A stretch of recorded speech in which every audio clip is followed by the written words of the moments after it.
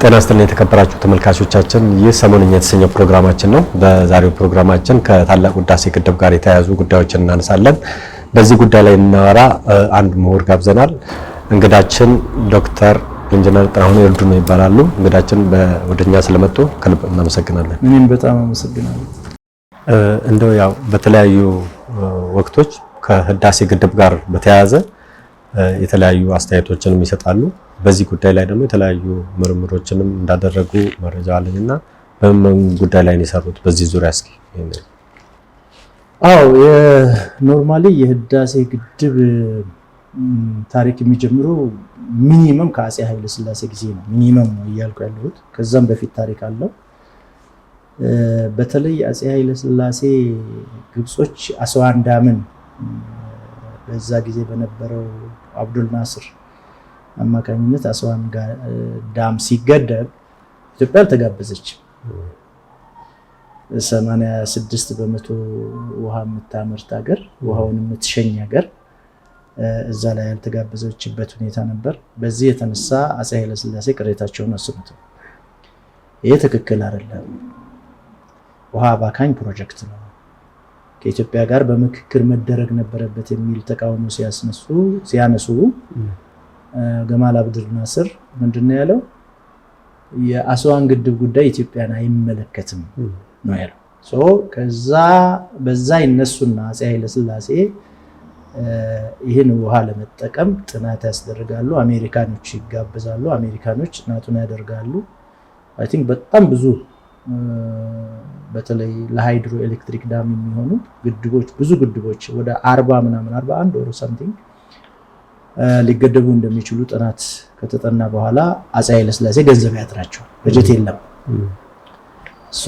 በስደት ዘመንም 5 ዓመት የቆዩባት እንግሊዝ ጋር ስለሚግባቡ የእንግሊዝ ንግስት ጋብዘው እዚህ ጣና ጭስ አባይ ድረስ ወስደው አሳይተው ይህን ውሃ ይህን ሀብት መጠቀም እንፈልጋለን፣ ብድር ይስጡን፣ ገንዘብ የለንም ሲሏቸው ግብጾች ይቆጣሉ፣ ይከፋቸዋል ነው ያሉት ንግስት። በተለያየ ሙከራ ሲያደርጉ ገንዘብ አላገኙ። በዚህ የተነሳ ምን አሉ? ጥናቱ በክብር ይቀመጥ፣ የወደፊቱ ትውልድ በራሱ ገንዘብ ይሰራዋል ብለው ነው ያለፉት። ያ ሁኔታ እንግዲህ አፄ ኃይለ ሥላሴ ከወረዱ በኋላ ደርግ መጣ። ደርግ ጣና በለስ የምትባለዋን ገድቧል በእርግጥ። ነገር ግን ከዛ ባለፈ እንዳንገድብ ያው በጦርነት ተማግደን በወያኔና ሻዕቢያ ሴራ ጦርነት የተነሳ አቅም የለም፣ ምንም ሳንገድብ ለመገደብ ጥረት ብናረግም ብንፎክርም ሳይሆን ቀረ። ከዛ መጣን። ምንድነው አሁን ከህዳሴ ግድብ ጋር እኔን ያገናኘኝ? ውጭ ሀገር ትምህርት ላይ ያለው አንድ ሶሪያዊ ባነሳው ኢሹ የተነሳ ሶሪያዊው ህፃን እያለ ጀበሃ ለተባለው ቡድን ከቤተሰብ ሳንቲም እየለመኑ ለሻዕቢያ እርዳታ ሲያደርጉ ኖረዋል። ለጀበሃ እርዳታ ቀጥሎ ደግሞ ለሻዕቢያ እርዳታ ሲያደርጉ የኖረ ልጅ ነው። አብሮኝ አንድ ክላስ ውስጥ ነው የምንማረው። ይሄ ልጅ ሞስኮ ነው ትምህርታችን የነበረው። ደማስቆ ለሞስኮ በጣም ቅርብ ነች። ሬዲዮ ይሰማል እና ማትለየው የኪስ ሬዲዮ የሚባል ድሮ ነበረ። እሷን ይዞ ልክ እንዳሁኑ ሞባይል ከሷ ውጭ አይንቀሳቀስም። ከደማስቆ ስለ ኢትዮ ሻዕቢያ ጦርነት በቀን 2 ጊዜ በሬዲዮ ይተላለፍ ነበር በየቀኑ። እሱ እንግዲህ ከህፃንነት ጀምሮ አንድ ያደገበት አረባዊ ፍልስፍና አለ። እሱም ሻዕቢያዎች ከአረቡ ዓለም ለሚያገኙት እርዳታ ሲሉ ምንድን ነበር የሚሉት? ኢሳያስ እየሄዱ በአፍሪካ ቀንድ አንዲት አረባዊት ሀገር እንመሰርታለን ነው። አረባዊነት የሚባል ዘረኝነት አለ። አረብ ወርልድ ብለው ካርታ ራሱ ከፓኪስታን አንስተው እስከ ሞሮኮ ሰሃራ እንትን ድረስ ስፓኒሽ ሰሃራ ነው የምትባለው እዛ ድረስ ነው የሚሰሩት። አረብ ወርልድ ይሉታል። ስለዚህ ከኢትዮጵያ ተቆርሶ አንዲት አረባዊት ሀገር ትፈጠራለች የሚል የአረባዊነት እንትን አለ፣ አመለካከት አለ። በዚህ ውስጥ ተኮትኩቶ ያደገ ልጅ ነው ይሄ። በቃ የቀይ ባህር ዙሪያ የአረቦች ይሆናል እንግዲህ ኢትዮጵያ ተቀላቅላ ነበር አረባዊ ዘረኝነት የሌላት ማለት ነውና በዚህ ውስጥ ስላደገ ነው ሻዕቢያ የሆነች ሸጥ በያዘች ቁጥር ደስታውን አይችልም። በሬዲዮ ያገኛል ያን ኢንፎርሜሽን ለሬዲዮ ደግሞ ምስራች ነው የሚለኝ መጀመሪያ አካባቢ በተወሰኑ ጊዜያት እኔ የምስር ብላይ ያልኩ ነው ማዳመጡ አንዳንዴ አይ እናንተ ትመኙታላችሁ እንጂ ሻዕቢያ መቼም አረባዊት ሀገር አትሆንም ኤርትራ አረባዊት ሀገር አትሆንም ወይ ጦርነት እንፈታዋለን ወይ እንታረቃለን ነበርኝ እኔ የዋህ እንትኔ ማለት ነው ከዛ ይሄ ልጅ ሲከታተል በ19 አይ ቲንክ 81 አካባቢ ሻዕቢያ አፋቤትን ይዛል እሱ አንዳንድ ጊዜ ክላስ ሲቀር የኔን ደብተር ይወስዳል ለመገልበጥና ላመጣ የትኩ እሱ 5ኛ ፍሎር እኔ 3ኛ ፍሎር ነኝ ላመጣ ሲሄድ ቁጭ ብሎ ያው የኛ ጫትቃሚዎች የሚያደርጉት አይነት ሴርሞኒ እንደዚህ እግሩን አጣምሮ ቁጭ ብሎ ጋያውን እየማገ ሻይ አስቀምጦ ሬዲዮ ይሰማል እሱ ለካ በደስታ ምክንያት ላብላብ ብሎታል እንግዲህ አፋቤት ቬሪ ስትራቴጂክ ከነበሩት ከመጽዋ ከአስመራ ቀጥሎ እኔ እንደ ጂኦግራፊ አስተማሪ ወይም ተማሪ ለኔ ሾክ ነው ከዛ በኋላ ጦርነቱ ወዴት እንደሚሄድ ግልጽ ነበር ምስራች አለ ምስር ብላላሉ ሻዕቢያ አፋቤትን ያዘ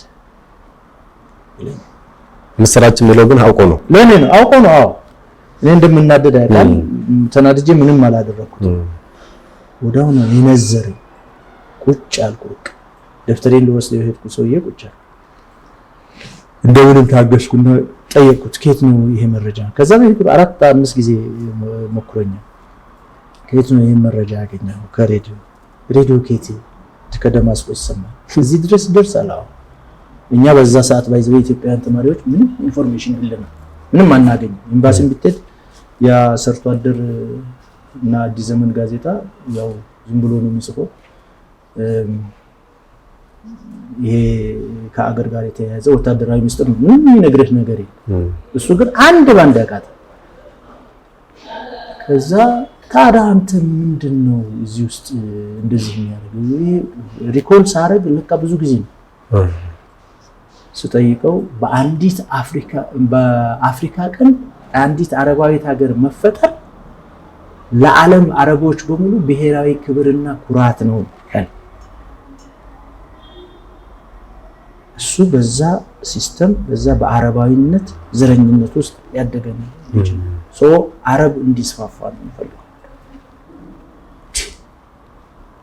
ግንኙነታችሁ ምንድነው እንዴት ነው አረቦች ስትል መላዋለብ ሁሉም አረብ ይረዳታል እንደውም ከአውሮፕላን በስተቀር ያልተረዳችሁ ሰርጓጅ መርከብ ምናልባት ያልተረዳችሁ ታንክ ኤቭሪቲንግ መሳሪያ አግኝታለች ከአረቡ ከ22ቱም ሀገራት ድጋፍ ታገኛለች ስለዚህ አንዲት አረባዊት ነፃ ሀገር ትወጣለች አለኝ ወዲያው ነው እኔ በጣም ነው የከፋኝ እንደዛ ቀን በህይወቴ ከፍቶኝ አያውቅም ብዙ አባቴን ጭምራት ይቻለው ግን እኔ እዛ ቀን በጣም ነው የጨለመው እንግዲህ መላው አረብ ኦፍ ኮርስ በዚህ በውሃው ጉዳይ ከግብጽ ከሱዳን ጋር ጭቅጭቅ እንዳለን ይታወቃል አረቦች ያንን እንደሚደግፉ ይታወቃል በዚህ ደረጃ ግን እያንዳንዱ ህፃን በኢትዮጵያ ኪሳራ የምትፈጠር አረባዊት ሀገር እያለመ እንደሆነ እዛ ሲገለጽልኝ በጣም ከባድ ነበር ላይ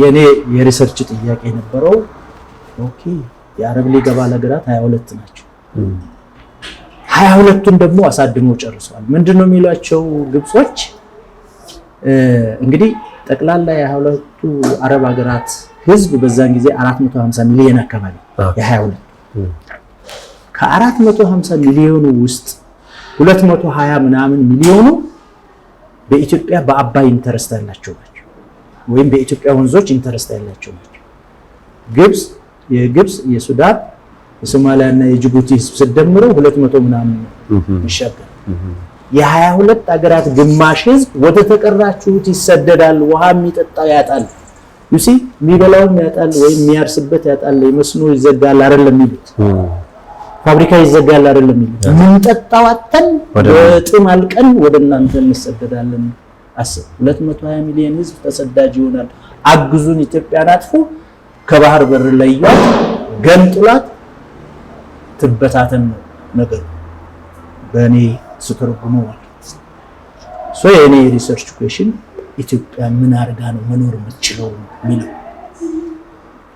ኢትዮጵያ ይሄ ከሆነ የነበረው ታሪክ ምንድን ነበር እንዴት ነበር አግሪመንቶቹ ዘ ሶ ኮልድ 1902 ሚኒሊክ ያደረጓቸው ስምምነቶች 1929 ግብጽና እንግሊዝ ያደረጉት ስምምነቶች የ1959 ግብጽና ሱዳን ሙሉ ውሃውን ለብቻቸው የተካፈሉበት ወዘተ ዓለም አቀፍ የውሃ ህጎች አንዳንድ ፕሪንሲፕልስ በተለይ ማየት ጀመረ ሶ የኢትዮጵያ አሳይመንት ምንድነው እኛ ኢትዮጵያውያን ምን አድርገን ነው የምንኖረው ይሄ ቆይ በነዳጅ የበለጸጉ በዶላር የተንበሸበሹ ሀገሮች የኢትዮጵያ ሙሉ ጠላት ከሆኑ so what we can do የሚለው የኔ ትልቁ ጥያቄ ነበር እንግዲህ ከነዚህ ሀገሮች ጋር በሰላም ለመኖር ሁለት አማራጭ ነው ያለው ይሄን ሁሉ ጥናት ካረኩ በኋላ አንድ ኢትዮጵያ ለዘላለም ውሃውን አልነካም ብላ መፈር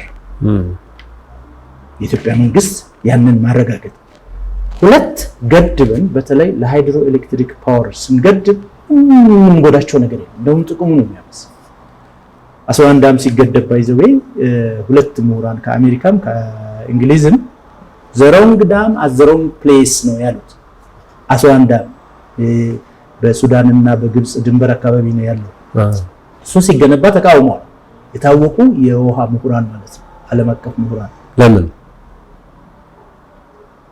ግብጽ ውስጥ በረሃ ውስጥ ነው አስዋን ዳም የሚገደብ በኢቫፖሬሽን የሚያልቀው ከፍተኛ ውሃ ዝም ብሎ ነው የሚባክነው ኢትዮጵያ ውስጥ ቢደረግ ግን ውሃው ሬጉሌትድ ሆኖ በስነ ስርዓት አመቱን ሙሉ ፍሰቱን እኩል አድርጎ ይሄዳል ለእርሻቸው የሚጎዳቸው ነገር የለም ከጎርፍ በጣም ይከላከልላቸዋል የሚባክነው ብክነት ያስቀራል ትክክል ናቸው ስለዚህ አንዱ ጥያቄ ነው አንደኛው ሁለተኛው ገድበን ውሃ እንደማናሳጣልና ሳጣቸው አንችልም we cannot arrest the river ነው ውሃው ማንም የዓለም ህዝብ ቢረዋረብ ሊያስረው አይችልም ይጅ ውሃ ነው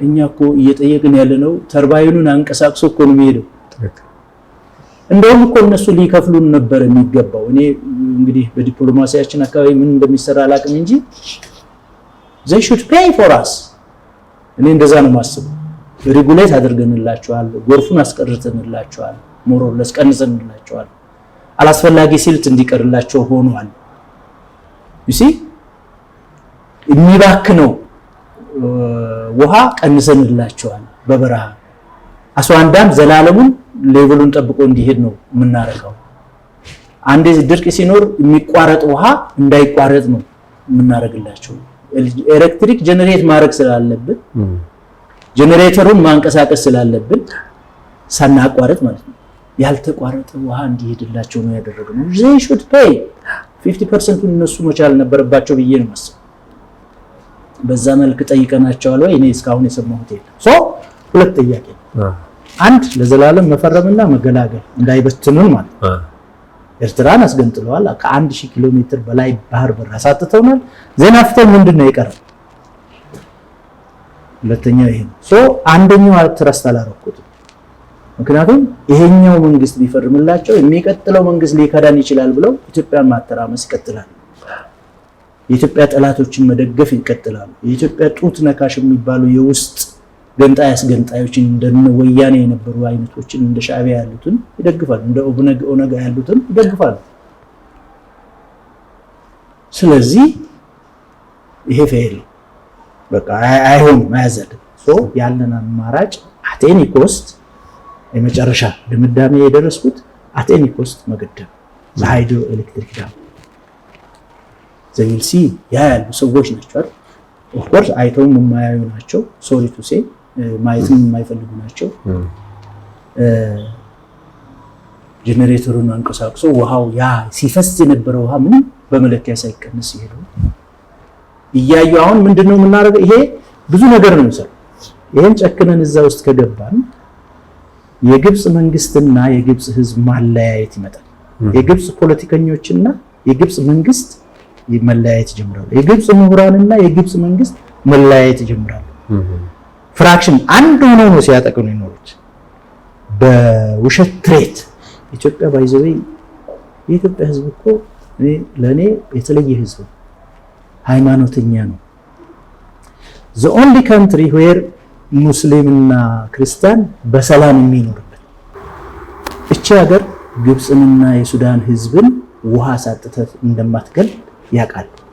ግን ፖለቲክስ ነው የሚጫወትበት። ሶ ከነዚህ ያንን መረብ ያንን አጠናው። አሁን the only ችግር ኢትዮጵያውያንን ማሳመን የከበደኝ ምንድን ነበረ? በዛ ምርምሬ ውስጥ መጽሐፌ የሪሰርቹ ውጤት ነው። የኢትዮጵያ መንግስትም ህዝብም ብድር ካላገኘን መገንባት አንችልም የሚል ደምድሞ ቁጭ ያለ ህዝብ ነው የነበረው። ብድር የሚያስከለክሉትም እነሱ ናቸው። ብድር አበዳሪው ድርጅት ውስጥም በአብዛኛው የግብጽ ባለስልጣናት ናቸው አሰርገው ያስገቧቸው። ይሄ ብድር ያለ ብድር ካልሰራን ልናልቅ ነው። ይሄን ጥናት ከጨረስኩ በኋላ ምን አጋጠመኝ? ኢትዮጵያና ኤርትራ በባድመ ጦርነት ከገጠሙ በኋላ የባድመ ጦርነት ልክ ሲያልቅ ያው እንዳየኸው ህወሓት ለሁለት ተከፈለ። እዛ ህወሓት ያስነጥሰው ደግሞ አይ ቲንክ ኢህአዴግ ያስለቅሰው ነበር። ሁሉም ነገር ችግር ውስጥ ገባ። እንደገና ልክ ያኔ ሻዕቢያና ወያኔ ጫካ በነበሩበት አይነት የጋምቤላ ነፃ አውጪ፣ የአፋር ነፃ አውጪ፣ የቤንሻንጉል ጉሙዝ ነፃ አውጪ ምናምን የሆነ ጋዴን የኦነግ ምናምን የኦሮሞ እየተባለ አገሪቱ አሁንም ተመልሳ ለግብጾች ፕላን የተመቻቸች አገር ነው። ያ የአገሬ ችግር እንደገና መጥቶ ያዘኝ። እኔ ያ ያጠናሁት ጥናት እኔ ይዤው መጥቻለሁ እዚህ። እንዳጋጣሚ ከዚህ የፖለቲካው መበላሸት የወያኔ ኢህአዴግ ፖለቲካ ሲበላሽ አገሪቱ ችግር ውስጥ ስትገባ አይ ቲንክ ስርዓቱ እስቲ ምሁራንን እናነጋግር የሚል አጀንዳ ይፈጥራል። አቶ መለስ ዜናዊ አዲስ አበባ ዩኒቨርሲቲ አነጋግረዋል። በ9 ዓመታቸው ማለት ነው ኢህአዴግ በገባ ይሄው ዛሬ የገባንበት ችግር ልክ 83 እንደገቡ ከምሁራን ጋር ተግባብተው ፖለቲካውን ሰርተው ቢሆን ኖሮ ዛሬ የገባንበት ችግር አይነበረም። ኤርትራም አለመገደል ድሏ ሰፊ ነበር። እኔ ያውቅልሃለሁ በጫካ በተስማሙት ኃይል መጥተው በዛው በጫካ በተስማሙበት መሰረት ነው ኤርትራ እንድትሄድ ያደረጉ። ይኸው ዛሬ እንደገና ተመልሰን የባህር በር ጥያቄ ውስጥ ገባ። የኛ ዩኒቨርሲቲ በዛን ጊዜ የናዝሬት ቴክኒክ መምህራን ትምህርት ኮሌጅ ነበር። የአምቦ የአለማያ አንድ ጋዚ አሁን ኦሮሚያ ፕሬዚደንት ጽህፈት ቤት የሆነው አዳራሽ እዛ ተሰበሰበ። የሰበሰቡን የዛን ጊዜ የኦሮሚያ ፕሬዚደንት አቶ ጁነዲን ሳዶ ነበሩ። በቻይና የኢትዮጵያ አምባሳደር የነበሩት በኋላ የኢፌድሪ ፕሬዚደንት የሆኑት ዶክተር ሙላቱ ተሾመ እና የሶስቱ ዩኒቨርሲቲ ኃላፊዎች ዶክተር ምትኩ ቴሶ አምቦ፣ ዶክተር ፕሮፌሰር በላይ የአለማያ፣ የኛ ደግሞ አቶ ሰለሞን ሽፈራው፣ እነዚህ የኛ የሶስቱ ዩኒቨርሲቲ መሪዎች ነበሩ። እንግዲህ እዛ ጋር ብዙ ነው፣ በጣም ብዙ አዳራሹ ሙሉ ነው። 2000 ኦር 1000 ከ1000 እስከ 2000 የሚደርስ ምሁራን ነበሩ። እዛ ላይ አነሳሁት። አሁን አገሪቱም ችግር ውስጥ ነች። መንግስትም ምሁራንን ላነጋገር ሲል የሆነ አጀንዳ ፈልጓል። ያንን ችግር ከርቭ የሚያደርግለት ይመስለኛል። እዛ አነሳሁት። አክቹአሊ ኢት ዋዝ ቬሪ ዲፊካልት ነበር። ከ10 እስከ 27 ነው ለ17 ቀን አካባቢ ነበር። ከሐምሌ 10 1994 ውይይቱ የነበረው በጣም ከባድ ነበረ። የፖለቲካው መበላሸት እንደገና የምሁራኑን አበላሽቶ የሆነ ከባድ ይሄ የወቅቱ የነበረው የዘር ፖለቲካ ችግር ያለበት ሁኔታ ነው የተፈጠረው።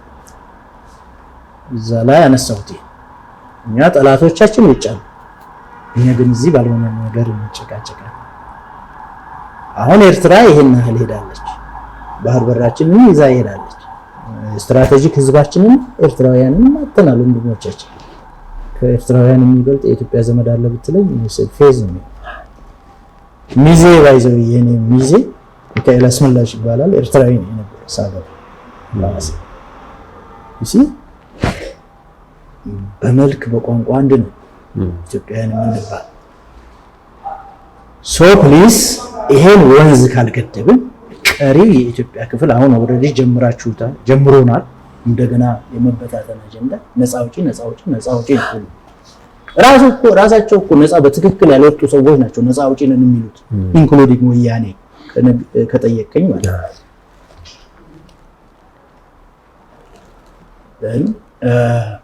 አነሳሁት በዝርዝር ይሄን ታሪክ ከሶሪያዊ ጋር የነበረኝ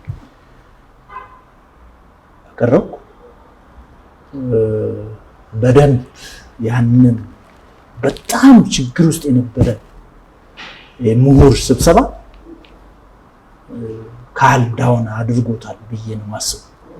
ሁሉም የራሱን ችግር የፖለቲካ የአገሪቱን የፖለቲካ ችግር መሰረቱ የት እንደሆነ እኛ ሳር እንደሆነ የሚጣሉብን በእኛ ላይ የሚጣሉን ወኛን የሚያጣሉ ዝሆኖች እንዳሉ ግልጽ ነው። ሶ አዘርዋይስ አሁን እንደጀመርነው ከቀጠልን መሞታችን ነው። ሶ ይሄን ውሃ ማገደብ አማራጭ እንግዲህ ቅድም እንዳነሳሁት ገንዘቡ ከየት ይምጣ ነው? 2000 ላይ ነው እንግዲህ 1994 ነው ይሄን ያነሳሁት። ይሄ ገንዘብ ይቻላል በራሳችን ገንዘብ የሚል አቋም ነበረኝ። ምንድነው ያደረኩት? አሁን ጉዳዩን ከማቅረቤ በፊት ስብሰባው እየተካሄደ ማሳመን የሚችልበት እንትን ፈልግ ነበር፣ ሎጂክ ፈልግ ነበር እና ቤተክርስቲያን ሲሄድ ብዙ ጊዜ ያው ልጄም ይዤ እሄዳለሁ። የሆነ ሐሳብ መጣል እስቲ እንደው ችግራችሁ እንዲቀለል ይሄ ፕሮጀክት ከቀጠልንበት 2 3 4 እያልን ከቀጠል የኢትዮጵያ ችግር በዛ በኩል ነው የሚፈታው። የፖለቲካ ችግሩን የሚያስወግድልን የኢኮኖሚ ችግራችንን ይወገዳል። ወደ ብልጽግና በቀጥታ እናመራለን። ቤተክርስቲያን ሲሄድ መጣልኝ የሆነ ሐሳብ ለምን አልጠይቃቸውም? እስቲ እናንተ የኔ ቢጤዎች ማለት እናንተ አሁን ህይወታችሁ እንዲቀየር ከዚህ ከጎዳና ላይ በድንጋይ ላይ ቁጭ ብላችሁ ከምትለምኑት ልመና ለመውጣት እንደው የሆነ ፕሮጀክት ይሰራ ቢባል ስንት ማዋጣት ትችላላችሁ? እናንተ ከምታገኙት ለምናችሁ ከምታገኙት ስላቸው በቀን 10 ሳንቲም የሚለኛል፣ በወር 3 ብር የሚለኛል፣ 4 ብር 2 ብር በአቨሬጅ እኔ 10 ሳንቲም ወሰድኩ። አቨሬጃችን 10 ሳንቲም በቀን ማለት ስንት ነው? በወር 3 ብር ነው።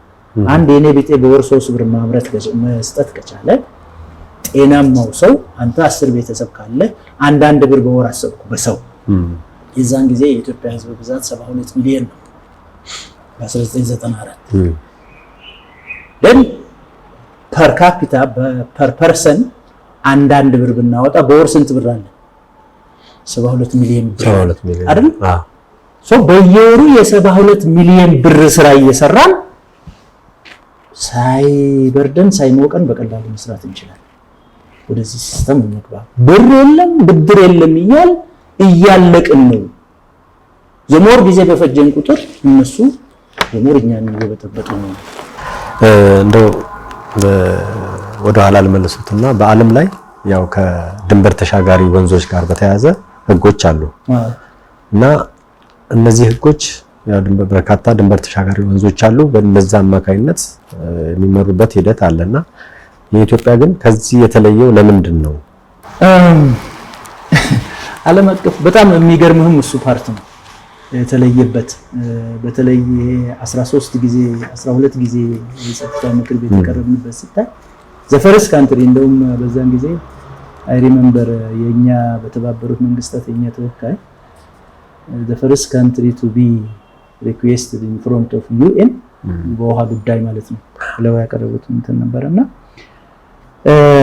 ዓለም አቀፍ ህግ ፕሪንሲፕሉ equitable and reasonable utilization of resources ነው። አሁን ህጉ ይሄ ኢንተርናሽናል ሪቨርስ ወይም ወተርስ በሚመለከት ዋና መርሁ ኢኩዊቴብል ኤንድ ሪዝኔብል ዩቲላይዜሽን ኦፍ ሪሶርስ ላይ የተመሰረተ ነው። በዚህ ፕሪንሲፕል ላይ የተመሰረተ ለተሴ እስቲ ኢኩዊቴብል ዩቲላይዜሽን ዓለም አቀፍ ህግስ ካለ እኛው ኢኩዊቴብል ለመድረስ ገና 100 ዓመት ይቀራል።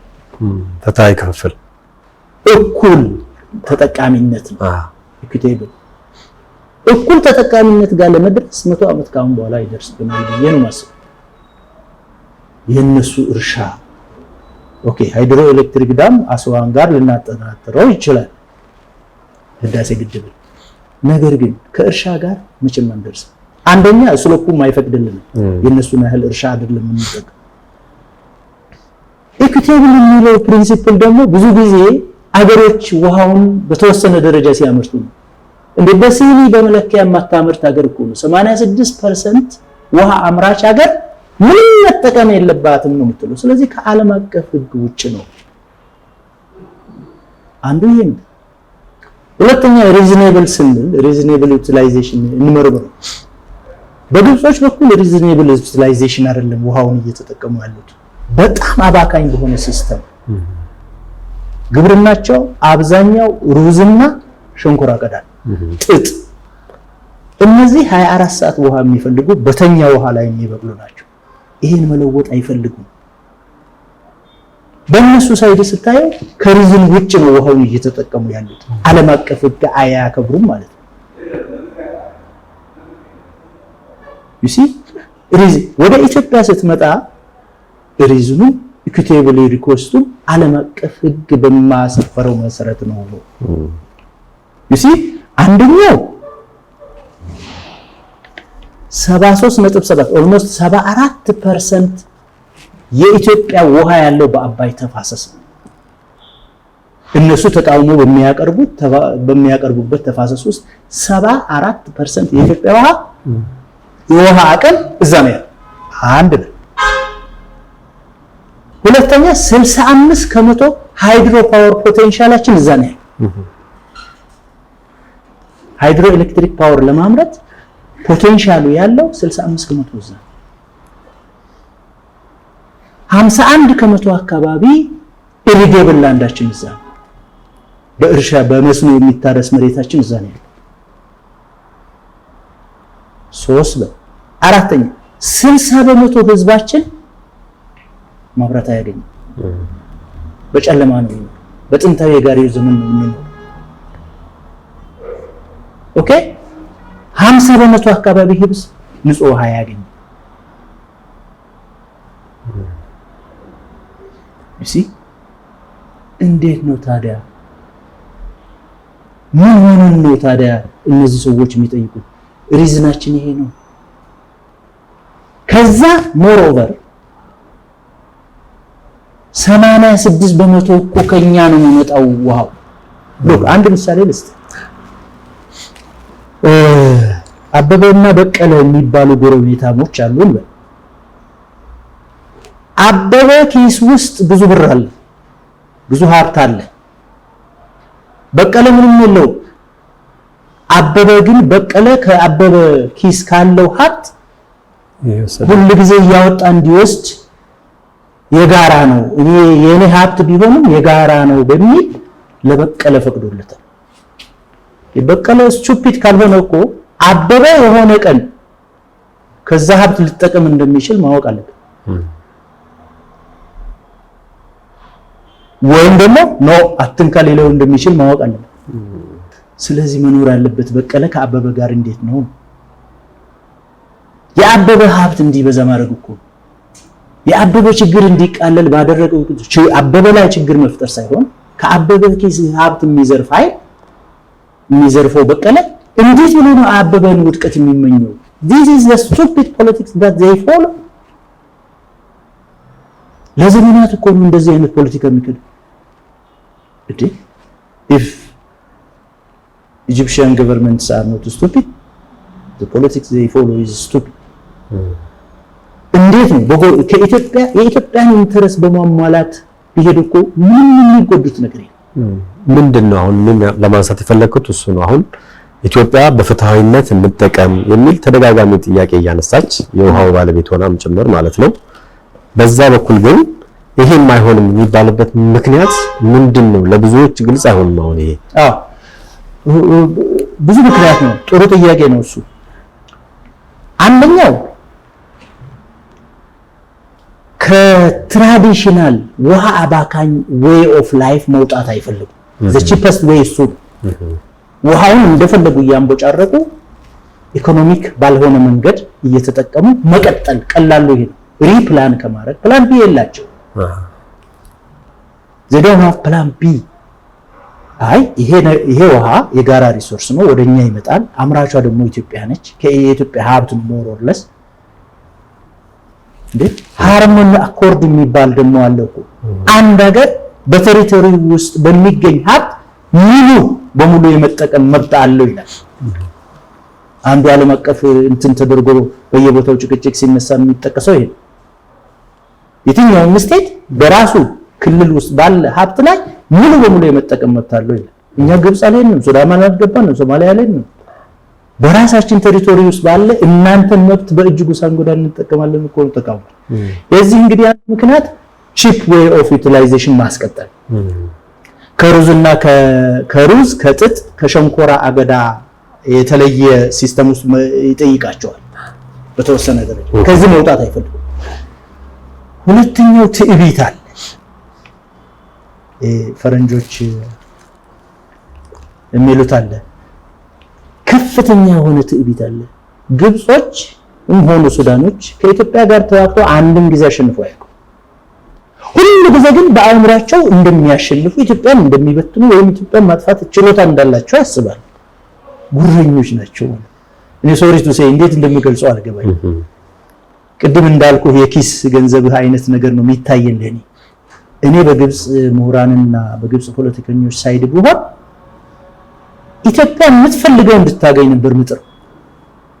ሰስቴኔብል እንትኔን የሚያስከብርልኝ እሱ ነው። ኢትዮጵያን ከኢትዮጵያ የሚመጣ ሀብት መሰረቴ ሆኖ የእድገቴ መሰረት ሆኖ የታሪኬ መሰረት ሆኖ የኢኮኖሚ ምንጭ መሰረት ሆኖ እያለ የኢትዮጵያ ጠላት ይሄ ስቱፒዲቲ ነው ምለው። ሶሪ ቱ ሴይ ይቅርታ ይደረግልኝ። አይሆንም፣ እንደዛ ዘላቂነት አይኖርም። ዘላቂ ፖለቲሽያን አይደሉም፣ ዘላቂ ፖለቲክስ እየሰሩ ነው። ስለዚህ ሌላኛው ደግሞ አጉል ትዕቢት ወዴት ነው የሚወስደን?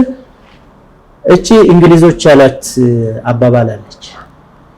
one who he has the right on Nile, he has the right on Egypt, and if ኢጅፕትን ናይልን የያዘ ግብፅን ይዛል፣ አባይን የያዘ ግብፅን ይዛል፣ ግብፅን የያዘ አካባቢውን ይቆጣጠራል። ኢንክሉዲንግ ይሄ ድሮ ከፈረንሳይ እንግሊዞች በወሰዱ ጊዜ ይሄን ስዊዝ ካናል አንዱ የግብፅ ሬድ እንትን መስመር ነች፣ ሬድ ካርዷ ነች። ለብዙ ምዕራባውያን ሀገራት እሷን እያሳየች በኢትዮጵያ ላይ አጌንስት ስራ መስራት፣ ብድር የማስከስከል ምናምን ነገር ይሄ ድጋፍ አለኝ ነው። ሌላው የአረብ ሊግ አባል ሀገራት ነው። ቅድም በነገርኩ አይነት ህዝባችን ወደ እናንተ ተሰዶ እናንተን ችግር ውስጥ ትገባላችሁ በሚል እነሱን የማሳደም አንዱ የትዕቢት መነሻቸው። ሌላው ደግሞ አሜሪካና እስራኤል ከሚድል ኢስት አረቦች ጋር ያላቸው ግንኙነት። አሜሪካ በሚድል ኢስት ያላትን ነዳጅ ወር ዋቴቨር ጥቅም የምታስከብረው ስሩ ግብጽ በእስራኤል በኩል። እስራኤል የአረቦች ጠላት ናት። አክቹአሊ ኢትዮጵያም በአፍሪካ ቀንዷ እስራኤል ብያለሁ ከዚህ በፊት።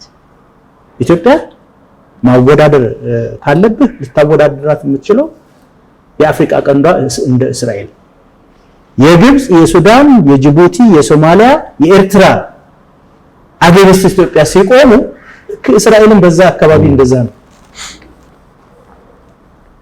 ስለዚህ አሜሪካ ይህን ጥቅም ለማግኘት ያንን አካባቢ፣ ግብጽ ደግሞ በአረቡ ዓለም ተፈሪ በጣም ሀያል ጠንካራ ኃይል ያላት ወታደር ያላት ተደርጎ ይታይ።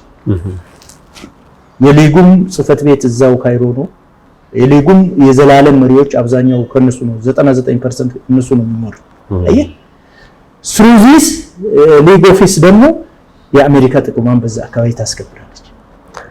አረቦቹን ከእስራኤል የምታስታርቀው ግብጽ ናት ተብሎ ስለዚህ እነዚህን ሁሉ ይዤ አትነካም ኢትዮጵያ።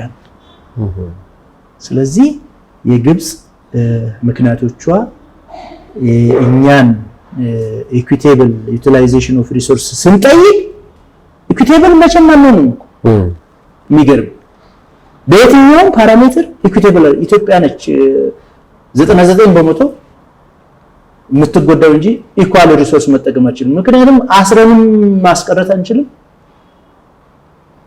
አስረንም ብናስቀረው ምናለማንበት መሬት እዛ አካባቢ የለም። ውስን መሬት ነው ያለው። እኛ እኮ እየለመን ያለው ኢኳል ኢኩዊቴብል ዩቲላይዜሽንን እየጠየቅን ነው። እኩል ተጠቃሚነት እየጠየቅን ነው። ሁሌ ግን እነሱ መብለጣቸው ማይቀር እኛ ብንጠቀም ለሃይድሮ ኤሌክትሪክ ዳም በአብዛኛው ሙሉ በሙሉ ማለት ያለው በአብዛኛው ለሃይድሮ ኤሌክትሪክ ዳም ውሃ የሚያስቀር ብዙ ፕሮጀክት የለንም። ስለዚህ